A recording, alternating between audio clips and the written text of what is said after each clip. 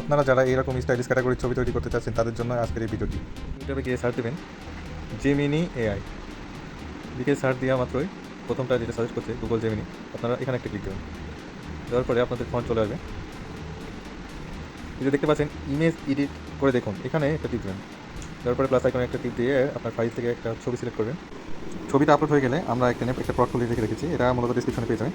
এই পোর্টফোলিওটা কপি করে পেস্ট করে দিলে এখানে শাড়ির কালার সিলেক্ট করতে পারবে। আপনি চাইলে এখানে যে কোনো কালারের শাড়ি সিলেক্ট করতে পারেন। আমি ব্ল্যাক কালার শাড়ি থেকে সার্চ দিলাম।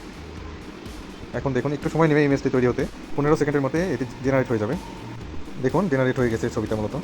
তো আমি যেহেতু কালো কালার শাড়ি সিলেক্ট করেছিলাম তাই এটাই কালো কালারের শাড়ি আসছে। আপনারা যে কোনো কালার উল্লেখ করে দিতে পারেন, সেটা সেই কালারই দিয়ে দেবে ইনশাল্লাহ। আরও অনেকগুলো পোর্টফোলিও দিয়ে আমি আরও অনেকগুলো পিকচার এডিট করে রেখেছিলাম, এগুলো সেই আপনি যে ধরনের পোর্টফোলিও দিবেন সেই ধরনের ছবি জেনারেট করে দেবে।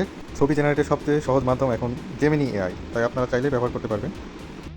দেখেন একই ফন্ট ব্যবহার করে আরেকটা ছবি সিলেক্ট করে আমি আরেক রকম কালার দিয়ে সেইটা ছবি জেনারেট করে দেখাচ্ছি। যে এখানে ইয়েলো কালারটা আমি বাদ দিয়ে আমি পিঙ্ক কালার শাড়ি দিয়ে দিচ্ছি, দেখা যাক।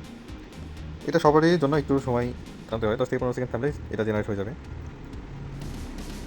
দেখুন আমি পিঙ্ক কালার শাড়ি সিলেক্ট করেছিলাম, এখন দেখেন সেটা পিঙ্ক কালারই দিয়েছে। তো আপনারা চাইলে যে যে কালারের পছন্দ সেই কালারের শাড়ি ব্যবহার করতে পারেন। পোর্টফোলিওটা আমার ডিসক্রিপশনে দেওয়া থাকবে, আপনারা কপি করে জেনারেট করতে পারেন। ধন্যবাদ।